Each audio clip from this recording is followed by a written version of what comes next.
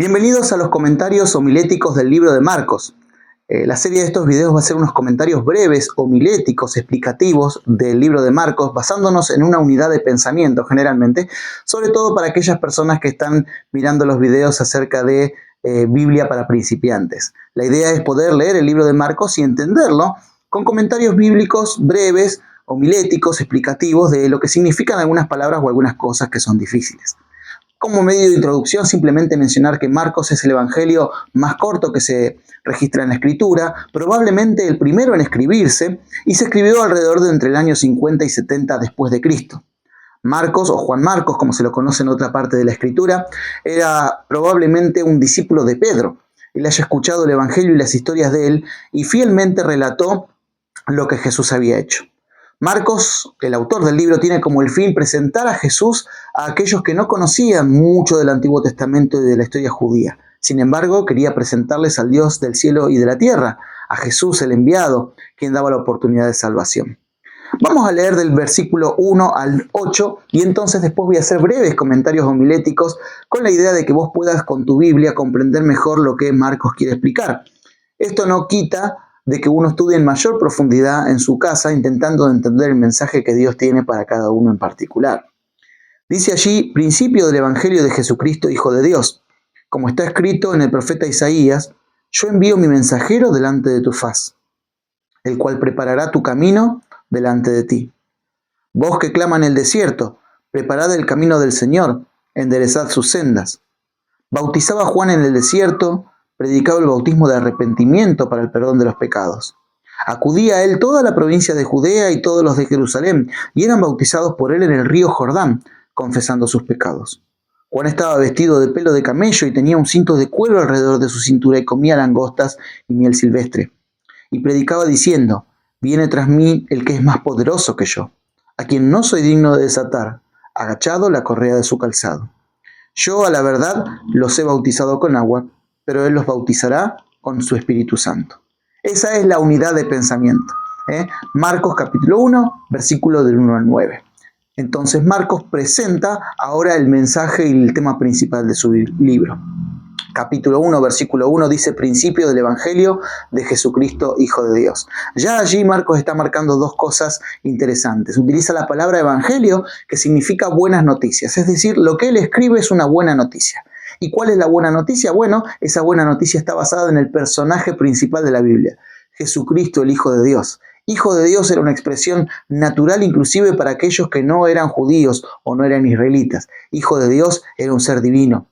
Lo que está diciendo Marcos es: traigo buenas noticias de parte del cielo para ustedes a través de la persona de Jesús. Jesús es el Hijo de Dios. Jesús es el ser divino que se acerca a la humanidad. Entonces Marcos presenta así su evangelio y comienza diciendo lo siguiente: como está escrito, dice el versículo 2, en el profeta Isaías. Marcos está citando, sí, esta vez el Antiguo Testamento, pero simplemente para mostrar una realidad. Lo que va a suceder con Jesús Cristo, el Hijo de Dios, y lo que sucede con el Evangelio no es fruto de la casualidad ni del tiempo temprano ahora. Es algo que fue profetizado anteriormente. Marcos va a presentar ahora en el versículo 2 y 3 a el emisario, que nosotros conocemos después, que se llamaba Juan el Bautista, que va a ser el pregonero antes de que venga este Jesucristo, Hijo de Dios. Isaías había profetizado que se iba a enviar el mensajero delante del Señor y entonces iba a allanar el camino, es decir, iba a preparar los corazones para recibir a Cristo. La voz que clamaba en el desierto, porque Juan venía del desierto, decía: preparad el camino del Señor, enderezad sus sendas. Versículo 4, allí explica entonces cómo se allanaba el camino, cómo se preparaba el camino para la venida de Jesucristo. Bueno, ¿cuál era la obra de Juan?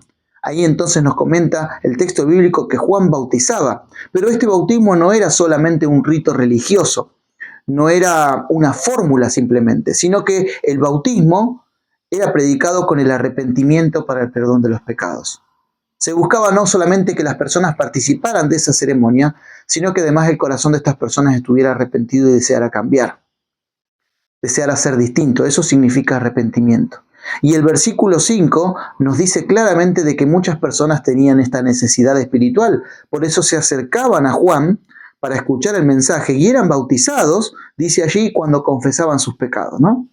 Las personas estaban dispuestas y querían cambiar, y entonces el mensaje de Juan era un mensaje de buenas noticias. Estaba por venir Jesús, el Hijo de Dios, que estaba dispuesto a transformar esas vidas. Marcos describe en el versículo 6 a Juan, diciendo cuál era su comida y cuál era su vestido. El vestido y la comida de Juan eran una referencia a los predicadores del Antiguo Testamento. Es decir, la obra de salvación que ahora aparece en el Nuevo Testamento no está descolgada de lo anterior. Juan se vestía como Elías, como Isaías, como otros profetas de la antigüedad, con un cinto de cuero, con vestido de pelo de camello, tenía una dieta abnegada. Juan era el representante de todo lo que estaba en el Antiguo Testamento y que ahora se cumplía en el Nuevo Testamento. Y entonces Marcos nos presenta cuál era la predicación de Juan en el versículo 7 y 8. Juan admite que viene tras él uno que es más poderoso que él, a quien él no era digno ni de desatarle la correa del calzado. Dice allí, yo os bautizo con agua, pero el que viene detrás de mí los bautizará con el Espíritu Santo. La obra del que estaba por venir, del que traía las buenas noticias, era mayor que la obra de Juan. Y no solamente iba a ser el simbolismo del bautismo, de esa muerte a la vida pasada, del nacimiento a la nueva vida espiritual, sino que iba a producir una obra a través del Espíritu Santo en el corazón de las personas. Jesús venía a satisfacer esa necesidad que tenían todos los que acudían desde Judea y desde los alrededores de Jerusalén a Juan para ser bautizados en el Jordán.